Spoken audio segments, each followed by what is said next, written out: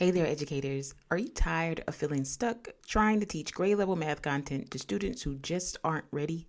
Do you ever wish you had a clear roadmap for helping your students build connections across math domains while addressing those foundational gaps? Well, I've got something just for you. Our brand new free resource, Transform How We Teach Math in the Middle.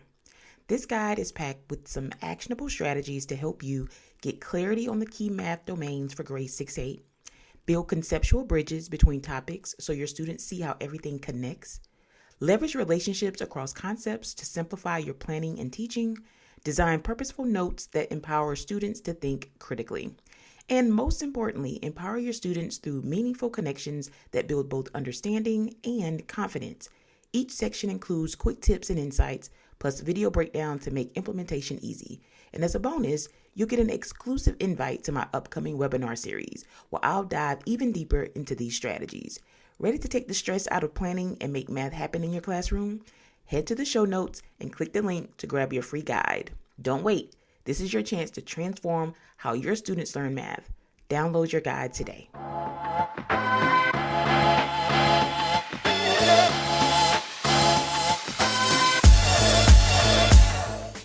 Welcome to today's episode, Moving Towards Success for All, Harnessing Data to Empower Teachers and Transform Learning. As educators, we know that data isn't just about numbers. It's about insights that drive student growth. But how do we move beyond overwhelming spreadsheets and assessment reports to actually using data in a way that empowers both teachers and students? In this episode, we'll dive into practical strategies for leveraging data effectively in the classroom. We'll explore how to use assessment results to guide instruction, differentiate support, and ensure every student has a path to success. Whether you're looking to refine your small group instruction, improve student engagement, or build a stronger learning culture, this conversation will give you the tools to make data work for you, not the other way around. And today we are joined by none other than Principal Lisa Gillespie. How you doing? I'm doing good. How are you? I am well. Do you want to give us a little bit of background information about you so that people know who they are learning from today? Sure. First of all, thank you for inviting me. I am so honored to have been selected and to be here with you. But as you said, I'm Lisa Gillespie. I am the principal of Mary MacArthur Elementary School, and I have been a school administrator for about 12 years now. Previously an assistant principal, and before that, I was a fourth grade teacher. I absolutely love education, and I am a public school advocate. This is what I do, and I think I do okay at it. I love teaching and learning. You do okay at it. Ooh, somebody is being modest tonight, but it's all good because we're about to turn it up just a little bit. So I want to kick us off by talking about, how do you define success for all in your school, and how does data play a role in achieving it? Success is one of our favorite words at my school. Our school motto is we believe in success. For me, success is every child, every day, in every way. Ensuring that every child reaches their full potential academically, personally, social, emotionally. We need to reach every learner, reach them where they are and get them to where they need to be every day. Data, of course, is a big part of that. And my staff will tell you, we're going to talk about data all the time. We love a good piece of data over there at Mary MacArthur, but data is how you know where children are, where you are as a learning facilitator, where your strengths and weaknesses lie, where we need more developing, where we need more enrichment, where we need more of a remediation model. So data plays a major role in everything, because everything you do can give you a form of data, different types of data, but everything you do can give you a form of data, and having that to reach those measures of success is really what we focus on at my school. Let's take a brief pause. I want to take a moment to talk about the data dives happening in our district right now. Teachers and instructional leadership teams are coming together to analyze data and map out their next steps. This process can feel heavy depending on what the numbers reveal, or it can be exciting. Whatever emotions data bring up for you, acknowledge them. Feel it, but don't let it consume you. Once that initial reaction passes, shift your focus to your next teacher move. I'm interrupting this episode to share this because data isn't just about numbers. It's about the stories they tell and the actions we take in response. In this episode, you'll hear clips from my conversation with Principal Lisa Gillespie, along with my own insights as a coach. Let's tap back in. You and I have talked a lot over the years, You've been in education a lot longer than me, so I leaned on you for clarity. And you have definitely provided that. So I would like for us to kind of talk about the systems and processes that you put in place to ensure data is used effectively to support your teachers and your students. So the first thing is, you can't just talk about data and how important it is without teaching people how to read data, without them having the data knowledge to be able to use it. Sometimes we skip that step, and there's a lot that educators do not know when it comes to data, because EVOS is a great tool and it tells you a lot, but you have to know what it is you're looking at. Formative assessment data tells you a lot, but you have to know what it is you're looking at. So systems and processes that we have in place are during staff meetings. So we typically have at least one, maybe two staff meetings a month for certified and classified staff. During those times, we are going to have a heavy focus on data. We're going to do the managerial stuff that needs to be done, but we're also going to have a heavy focus on data. And whole staff is there, certified and classified, instructional assistants, resource teachers, classroom teachers. I have an audiologist at my school. The audiologist comes, whatever position you're in, our social workers are there, our counselor is there. We are learning about data and we are focusing on it in some type of way, because everybody, these children belong to all of us. And we all need to understand, how to read data effectively, and also understand that each piece of data is a piece to a puzzle. Whether we're looking at attendance data or perception data or, achievement data, it's all a piece to the puzzle. So that is the first and most important part of the system and the process, is to make sure that people understand how to read it and then how to use it. We have designed our master schedule so that we have what we call data dive meetings, one day a week for 40 minutes. And that's where the teachers come and meet, and our instructional coach leads those data dive meetings, and we look at data. We look at achievement data during that time. And then the very next day, they have a 80-minute block of time where they plan based on that data. And so that time, every grade level has that time, and I protect that time at all costs. We'll shift and move if we, need to, but I protect that time at all costs for teachers, because they need that time to collaborate, and they need that time to focus on data and then focus on the instructional planning based off of that. And so it happens for all of our grade levels right behind each other. If you're a third, fourth, fifth grade teacher, you're looking at your data on Thursday, and then on Friday, you're having that double planning block. So that is an effective part of our systems and our processes. We also have regular data dive meetings. This year, we're calling ours Insight to Impact meetings, because we're looking at the data to figure out how we're going to use it to really impact student learning. So we do those after each benchmark test. And that allows us to have that summative data to look at and talk about. Having those data dive meetings allows us to look at that data in between. Ron Phipps, our former superintendent over data and accountability, said EOG results, like those summative assessments, are like looking at an autopsy. You can figure out the why, but we need to do both. We need to figure out the why at the end, but we also need time to look at that data in between so that we can figure out how to shift and adjust so that when we get to the end, the result is a good report. So that is a part of our process, is using those regular weekly meetings to look at data and to plan based on the data, and then having those data days after each benchmark for all grades.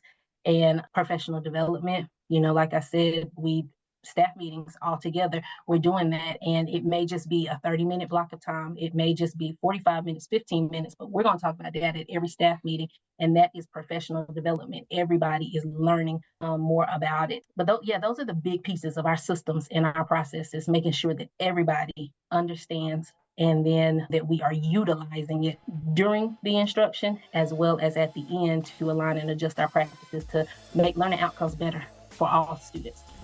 Let's take another moment to reflect. Principal Gillespie shared how her school engages in data dives weekly and after benchmarks. She ensures that every staff member is trained to interpret the numbers effectively. But here's the thing. Data isn't just something to review in formal meetings. It should be a daily part of our practice. Teachers have access to valuable formative assessments every single day, whether it's an exit ticket A quick check for understanding, a turn and talk, or even the way students engage during small group instruction. These moments provide real-time insights into student learning. The key is using that information intentionally. Regularly reviewing classroom data allows us to make informed, real-time instructional decisions. It helps us adjust our teaching strategies, form targeted small groups, provide immediate feedback, and ensure that students receive the support they need before those misconceptions become barriers to learning. By leveraging daily formative assessments, we can create a more responsive and effective learning environment, one that truly meets students where they are and moves them forward. Let's tap back into this episode. What do you prioritize when you're tracking student progress? How do you ensure that it is accurate, but it's also actionable? Definitely emphasis on like those formative assessments, our benchmark tests, and those standardized scores. We don't have a high level discipline problem at my school, but discipline data tells you a lot and the impact of that for for your achievement data. So while we might not have like a high level of issues there, there's still data that is present, data that says if we don't have a high level of issues, what are we doing right, to keep that going on. So we do look at that data. Attendance data is a high level impact that we look at constantly along with our teachers and school social workers, because if they're not at school, they can't learn. So what are the numbers saying about how often they are at school and what impact is their attendance having, whether it be positive or negative? But we really prioritize that achievement data that really tells us how, not just how children are doing, but how we are doing as instructors and where our strengths and weaknesses lie. Because I tell the staff all the time, the children are going to do what you prepare them to do. And you have to prepare them based on what the data says. Where are they? Where do you need them to go to? How are we going to get from A to B? What does the data say about the type of instructor that you are? We really dig into our EVOS to get to know ourselves, because we're looking at students that we had last year. The kids are gone, but who is still there? The teacher. So really prioritizing for us that achievement data to tell us more about where the children are and who we are. And when you put those two things together, success is a hopeful outcome for everybody. Principal Gillespie talked about the data that she prioritizes. At the top of her list was academic achievement data. However, some of us are working in schools where discipline is a concern, where attendance is a concern, and those are things that we have to consider as we think about student outcomes because they do have implications. But the main thing that stood out to me in her response was about the importance of being reflective teachers. We have access to all of this data that allows us to see which groups of students are we most successful with. We can use that data to either continue to be awesome or seek out professional development and support to strengthen the areas that we need support in. Being a reflective teacher comes with numerous benefits that directly impact both you and your students. Reflection allows you to assess what worked, what didn't, and how you can refine those strategies to enhance student learning. By analyzing student responses and behaviors, you as the reflective teacher can adjust your lessons to better connect with your students and make learning more meaningful. When you're reflecting on the challenges that you're facing, you're able to develop proactive solutions rather than reacting in the moment. We want to have smooth classroom transitions, smooth classroom management. Reflection fosters continuous learning, helping you identify areas for improvement and professional development opportunities. When you are consistently evaluating your effectiveness and making those adjustments, student achievement is naturally going to happen. It's going to improve. Understanding what works builds your confidence, and it's going to help you acknowledge those areas of growth so that you can foster that resilience and that adaptability within yourself. Reflective teachers are leveraging those assessments. You're leveraging student feedback and classroom observations to make data-driven decisions that are going to, no doubt, positively impact learning. By consistently reflecting on your practices, you create a classroom environment that is dynamic, responsive, student-centered, and one that is leading to long-term success for you and your students. Okay, y'all, let's tap back in and see what else Principal Gillespie has for us. The level and frequency that you guys are talking about data, and then you're talking about the teacher reflecting on their own the role that they played in that. Whenever I taught high school, teachers were very secretive about their data.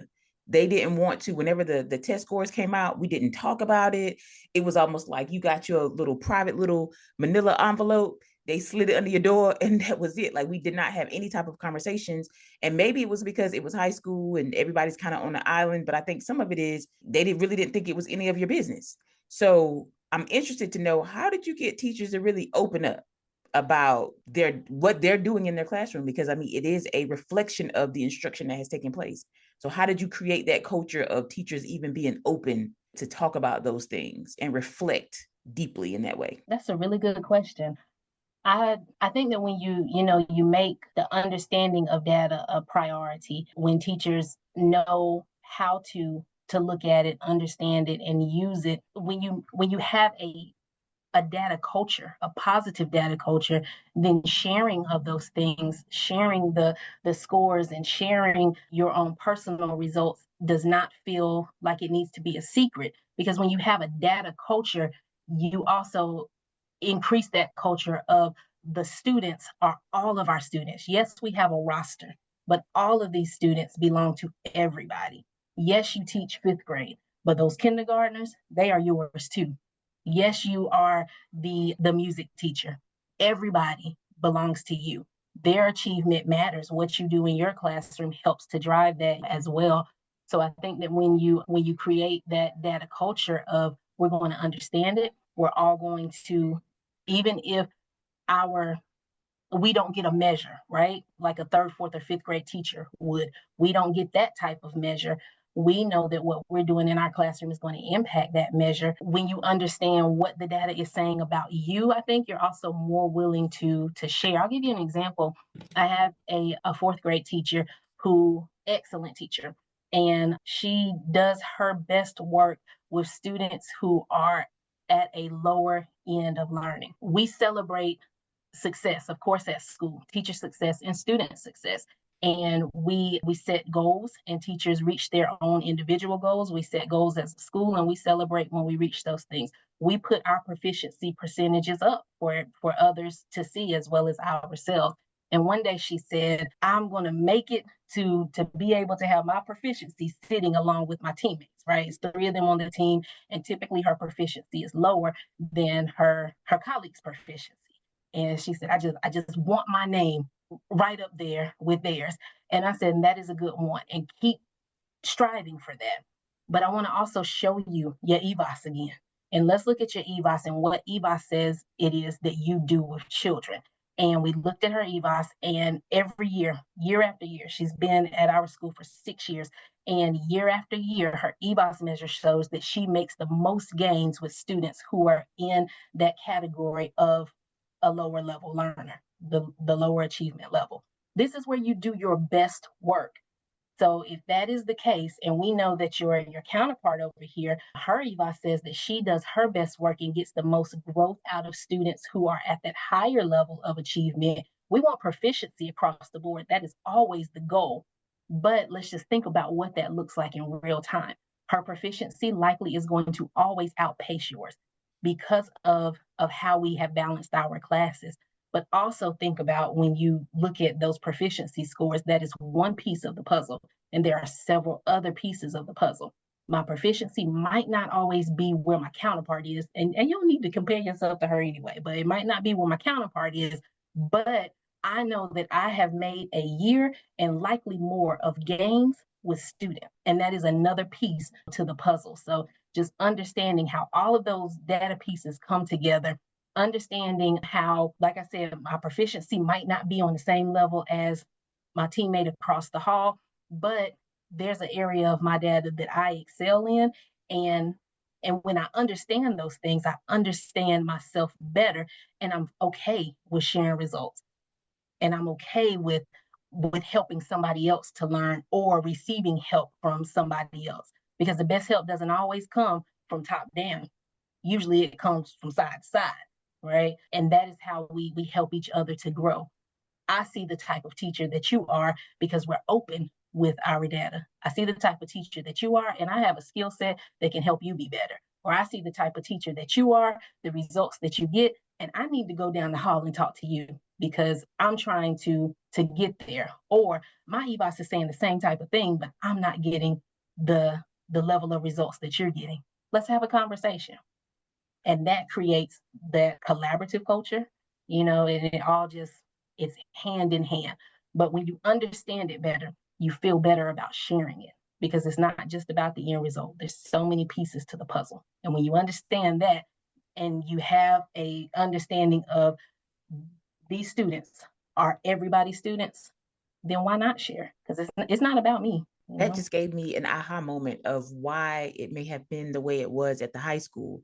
So with you as the leader, leading obviously from the front and putting at the center the data, understanding the data, making sure that they can make informed decisions with their data, having those regular conversations, of course I'm going to feel comfortable talking about the data because I know that these scores are just one piece of the puzzle, and then you're going to help me understand everything else that's going to help me take the students to the next level. We didn't have those conversations. And I think that was the critically missing component. Like if that was there, maybe people would have been more open about what was happening in their classrooms, and we would have been more open to collaborating with one another.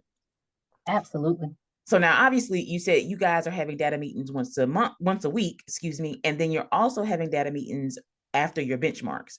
But how do you support teachers in interpreting and analyzing the data that they're collecting every single day in their classrooms? How do you help them to understand it so that it informs their instruction? So that's what happens during our data dives. And our coach, my coach is phenomenal. We could do a whole podcast about her. She's phenomenal. But she really leads that time. And she sends out an agenda each week that is focused on a specific area, a specific thing.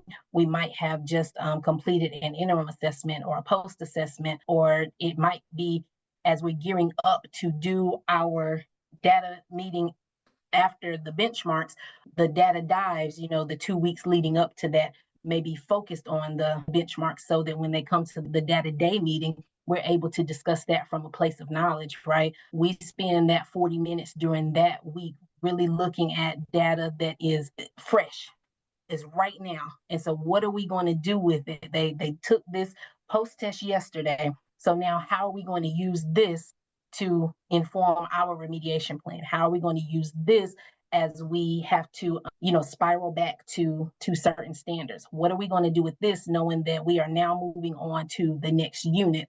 How is what the students just took yesterday going to inform us moving forward? So we spend a lot of time during our data dives looking at that right now data and using that. And that's why we structured it so that the PLCs happen the very next day.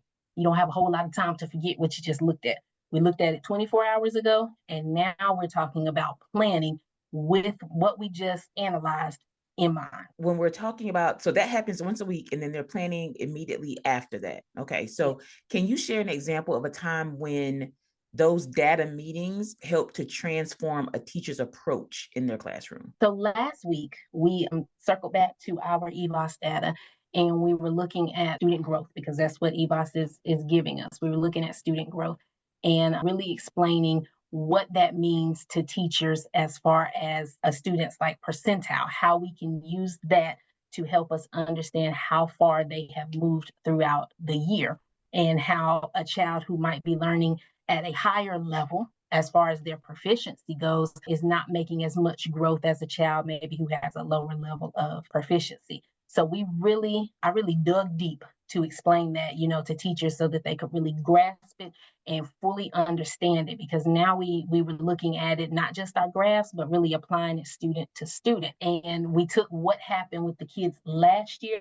and applied it to the children that we are looking at this year. Because while we might have been looking at Billy Joe's data and Susie's data from last year, there is a Billy Joe and a Susie currently sitting in your class. So now let's apply our understanding of what EBOS is telling us to who's currently sitting in our class right now. What is the data saying about them right now? Because we're not going to get this EBOS data until they have moved on, right? So what can we do right now to ensure that we are making that year's worth of growth now that we have, that understanding? And so that conversation translated into, am I moving children at the rate in which they should be moving based on their individual abilities. And then, of course, there's always questions of, well, how does this align with the standards? How does this align with like our in-class different assessment measures? And it doesn't so much. But what we can do is know, while it does not directly align, we know that we can use what it is telling us about how students learn and how they grow to focus on who's sitting in our classrooms right now and the adjustments and changes that we need to make based on how we facilitated learning and responded to students learning, last year. Wow. So let's take a moment to process that. So even though it's a completely different year with completely different students, we still need to reflect on last year's experiences, both the successes and the challenges. Every group of student brings unique strengths and needs, but the lessons we've learned from past classes can serve as a blueprint for making more intentional moves this year. Think back to the instructional strategies that had the greatest impact. What worked well? What engaged students the most? What helped them grasp difficult concepts? These are the practices we want to refine and reinforce. Now, on the other hand, what roadblocks did you encounter? Were there moments where students struggled longer than expected? Were there gaps in understanding that became more obvious as the year progressed? These reflections help us anticipate and address potential challenges earlier. One of the most powerful tools we have is our own experience. If you noticed last year that students needed more structured small group instruction, how can you integrate that from the beginning this time? If assessments revealed gaps in foundational skills, how can you incorporate targeted scaffolds without compromising grade level rigor?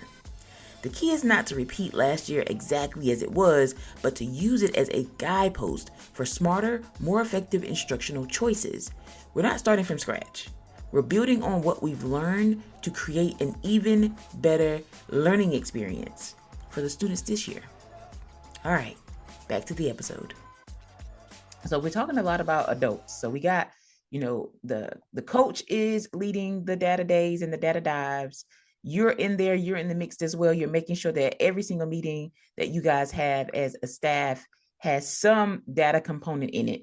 Now, I want to hear about the students. What role do the students play when we're talking about driving that learning process? So in a lot of our classrooms, our teachers have a lot of individual conversations with students, especially after like post test, so that students understand how they performed and teachers understand what they were thinking, during that time when they were taking those assessments, because they're not able to do it together, of course.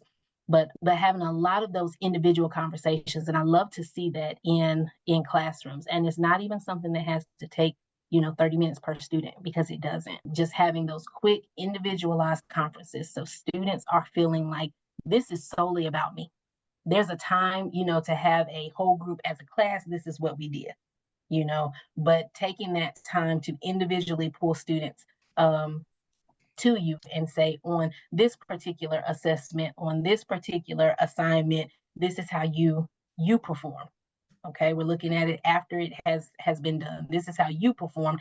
How could we have made this better? Or what were you thinking when you addressed this question or that question?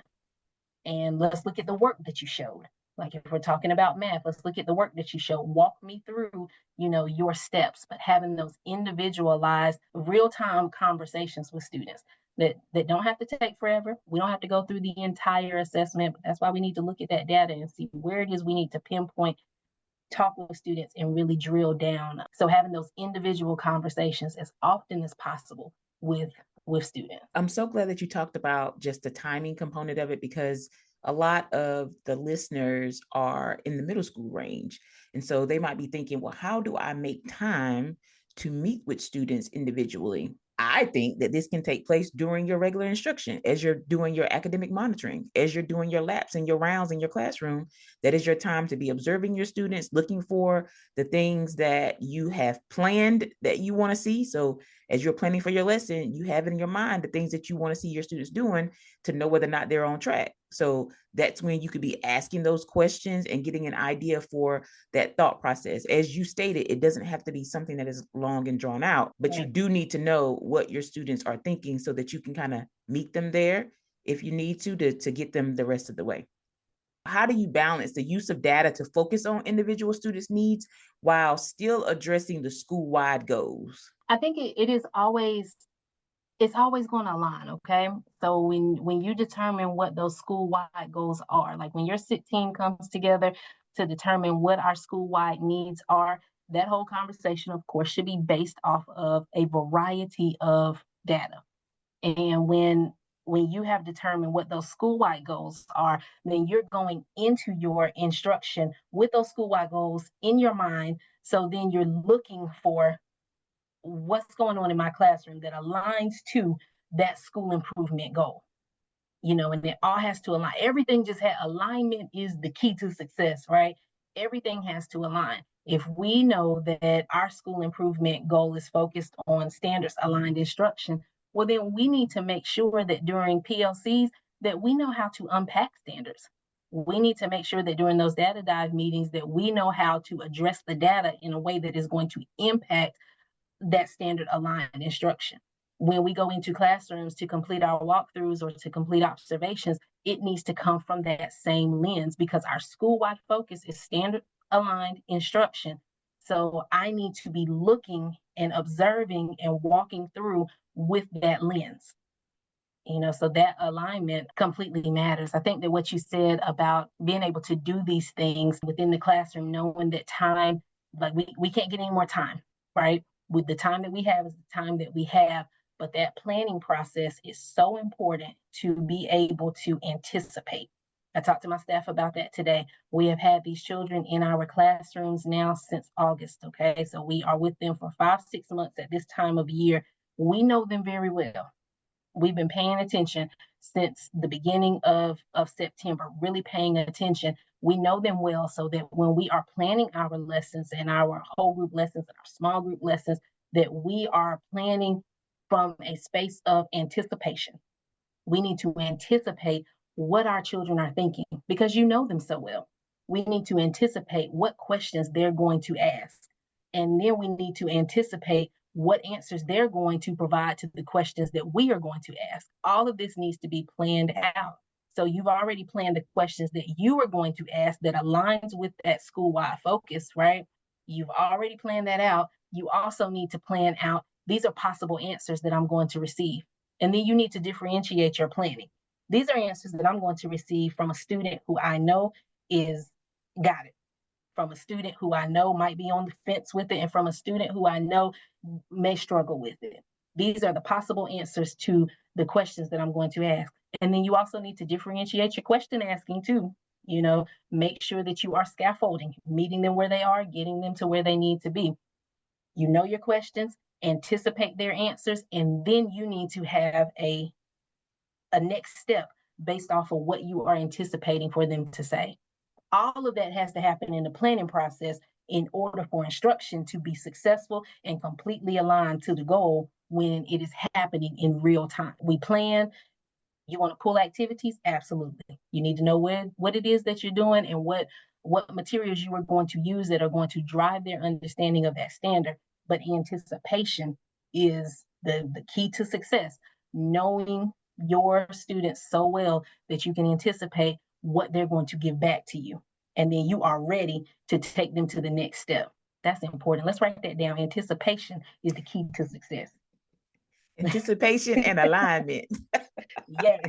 So that has me thinking. So you said plan several times in that last share there. So that's bringing something to the front of my mind. Something that I see often on social media is people who are opposed to planning, who feel as though planning is not important. It's not critical.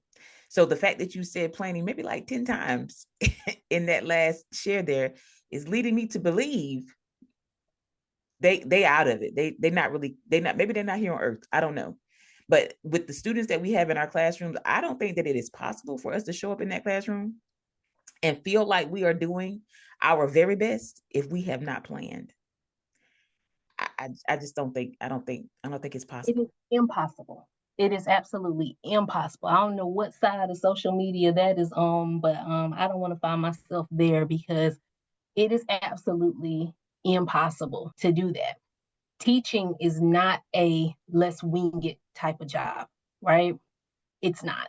And while we all may have the skill set to gather 30 children and be able to make it through a day with them because we love kids and we can keep them busy, right? That is not instruction. And in order for you to facilitate meaningful instruction that is going to move students and progress them to proficiency, that is going to give you that growth that you need to get out of them, that is going to send them back home to their mamas and their daddies better than they came to you, you have to be planned. You have to be planned. I can walk into a classroom and know if the teacher is just winging it or if he or she has taken the time to plan that instruction. Even with us having the great resources that Cumberland County Schools provides, like the unit guides, I can tell immediately if a teacher has done that lesson study and knows where that lesson is going, and they have planned and they have created their anticipation for how students are going to respond to that learning versus a teacher who just tries to crack it open and figure it out for that day. Teaching is not a job where we can wing it. I'm not quite sure what job you can just, show up and wing it in. Everything requires a plan in order for you to be best prepared. What's that quote, plan to fail? I can't even remember it right Fail now. to plan, plan Yes. to fail. Yes. So it's necessary. I'm not quite sure how anybody feels like they can go into a classroom and just wing it. And the thing about that too is that's why I don't ever want to find myself on that side of social media is children deserve a well planned teacher. Children should walk away feeling like my teacher taught that lesson just for me. Every day, every child in the classroom should walk away feeling like that. She taught so well today. I know she was just talking to me in that classroom. And there's no way that you can give a child that feeling, no matter how old they are, if you have not planned. Children deserve a well planned teacher who is ready to provide them with the instruction. Children deserve that. Absolutely. Absolutely, they do. So, thinking back to, let's think about some challenges real quick. So, what are the biggest challenges that your school faced in making timely use of data, and how have you worked to overcome them? Well, I think that timepiece, again, I think that is a challenge for all things, that timepiece. And so just finding a better use of the time. We have been running the schedule that I explained with having the data dive 40-minute block followed the next day by the 80-minute PLC block. We've been running that schedule. I believe this is year 3. And so a couple of years ago, we did not have that schedule. And we did have the 80-minute block of, double planning where we were trying to do the data analysis and the planning, all in that time. And we also were not making the most effective use of PLC time anyway. It just wasn't effective PLCs. So we really had to look at that and as an instructional leadership team, figure out what can we do differently, what can we do better. And I went into that year that we started with this schedule of saying, I want to create this, ran it by the instructional leadership team, and we all agreed upon it. And then it was just like I gotta figure out how we're going to make that work. And so that year that we created the master schedule, I started with that.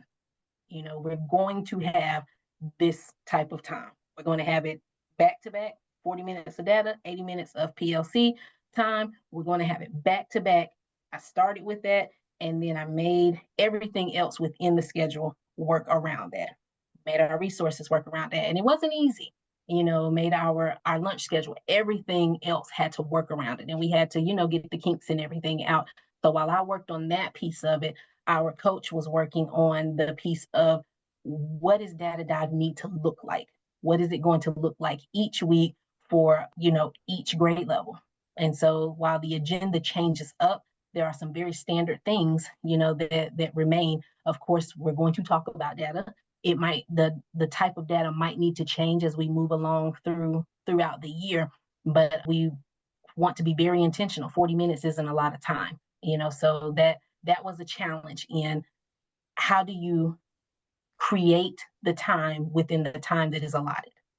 We can't add more hours to the school day, but what we can do is define our priority and then work around that within the time that we have. And it's difficult sometimes because you want the numbers to say a certain thing. You want to see the hard work that you're putting in. You want to see the results, you know, in the same way that everybody else is able to see them. You want to see 100% all the time.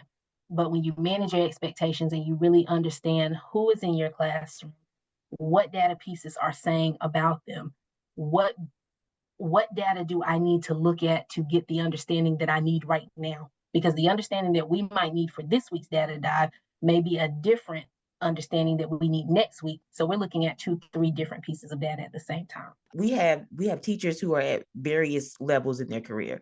So we may have brand new teachers, we got veteran teachers, we have international teachers, and we all are here trying to use all this information that's being thrown at us. And I think sometimes it can be overwhelming just trying to figure out what is my next step? Where do I go next? How do I use this?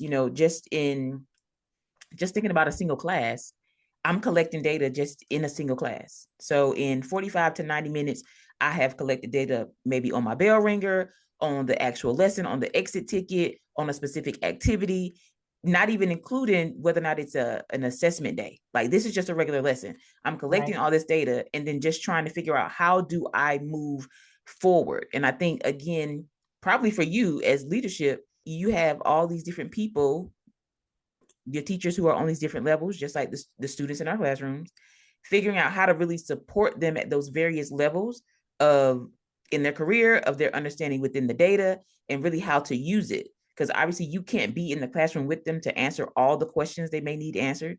Even your instructional coach can't be there with them holding their hand as they are receiving all of these different data pieces. So it's just interesting. And I think teachers are curious about, like, how do I make the most use of the data that is being collected? So if I figure out that a student is not proficient on today's objective, what do I do next? What is my next step? I don't want to wait and do something at the end of unit assessment. I definitely don't want to wait to benchmark. So what am I doing today if I figure out that the student has not met the goal? What are your thoughts? I think it's the education around it. Like you mentioned, in one solid class period, there are different pieces of data that you're collecting as you move through your lesson. You start with like your bell ringer. There's a lot of data to be collected there. But I think that during times where you're able to analyze, talk about, and have a better understanding of that data, like during the data dive meeting, like if it was at our school, we might just focus on bell ringers and what it is that we can get from a bell ringer. So this week, bring your bell ringer from Monday's lesson to the data dive, right?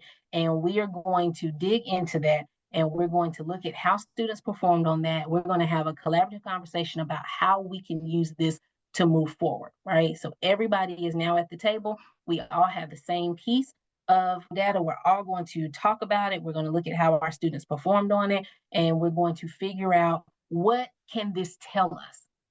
What does it tell us? What's the what? And then we're going to, once we know the what, this is how like Cumberland County has pushed out like their data protocol. So what? What do you do with the what? Right? The bell ringer has told us these 8 things about what kids know. So what do we do with that? And then we move into the now what? How are we going to utilize it to continue to enhance learning, to improve their learning? So that teacher who may be new to this whole process, because you have, like you said, teachers coming in the door like, what is a bell ringer? I don't even know what it is. Giving them that understanding of what it is and how to implement that in the classroom. And now that they have that piece together, now they're coming to talk about it. We got it. What do we do with it? And how can we use it to then improve the instruction? What is it telling us that we can do with it? We can pull probably 8 or 9 things out of something like a bell ringer. What is our specific focus? What is our goal? What 1 or 2 things do we really need to pull out of the data that this bell ringer is giving us to propel learning, to move it forward, that aligns with the standards that we are teaching, that aligns with the goals of the unit, that aligns with the end result of how students may be assessed. So when they have a better understanding of what a bell ringer is and then how we can use the outcomes of it, and we're focusing on that in a collaborative conversation, because like I said, a lot of learning happens side to side, and teachers are able to say, well, this is what I did with my bell ringer data. When we moved into the next step of the lesson, I pulled out solely question 4 of the bell ringer. And we talked about that piece and used that to launch, what we were doing next in our lesson, or maybe, where we were going with our small group lesson for that day for a particular group of students. So I think it's the understanding of all of those pieces, that yes, you may collect 10 different pieces of data during your lesson, but which one do you need to really focus on that's going to make the impact that you need? What is the goal right now? Now, which piece of data is going to help you reach that goal? You have 8 different kinds, 8 different pieces, but right now the bell ringer is going to help you reach that goal. Next week, it might be the end of unit assessment that's going to help you reach that goal. So educating teachers on how to use that in real time, and then teaching them how to provide that feedback in real time to students. Lisa, thank you so much for joining me as we were talking about harnessing data to empower teachers and transform learning. Is there anything that you want to leave teachers with? Planning and anticipation, are the keys to success. We're not going to get more hours in the day, but we are always needing to be good stewards of the time that it is that we have, and utilize, like you said, your instructional village. Who is around you? Your instructional coaches, your colleagues, your administrators, your teacher homegirl that maybe is teaching at the next school that has something to share that's going to make you a better practitioner, and that self-reflection piece. And if you feel like you don't know enough, especially about how to best use the data, ask the question. Can I learn more? Can you tell me what this is teaching me? Can you give me some more? Be hungry for understanding. That is how students learn best, is when their teachers are hungry for understanding and hungry to make themselves a better facilitator of learning. And children deserve that. So go into every day giving children what it is that they deserve. Go into every day giving students what it is that they deserve. That's powerful right there. And that is a perfect way to wrap up today's episode. Lisa, thank you so much for joining me today. And I hope that I get another opportunity to talk data with you, or just talk anything with you, because I just like to talk to you. Let's make it happen. I love talking to you too. And again, thank you for the invite. Before you go, there's one thing I want to share with you. PD for the Soul is about more than just strategies, frameworks, and research. It's about building capacity. It's about ensuring that every teacher feels equipped, empowered, and energized to do this work in a way that is both effective and sustainable. Growth doesn't happen overnight, but with intentionality and reflection, we can continue to refine our practice and create classrooms where students thrive. The work you do every day matters. Your ability to show up as an instructional leader matters. And the more we invest in our own learning, the more we're able to pour into our students. One of the most critical steps in this process is going granular with your data usage. Select the specific piece of data or the component therein that you want to focus on. Then use that piece of information to drive your discussions and ultimately determine your next steps. When we narrow our focus, we make more meaningful and targeted instructional decisions that lead to real growth. So take what resonated with you today, apply it in a way that fits your classroom, and keep moving forward. And remember, capacity building isn't just about adding more. Sometimes it's about refining what's already there. Until next time, stay reflective, stay intentional, and most importantly, take care of yourself. This is PD for the Soul. See you in the next episode.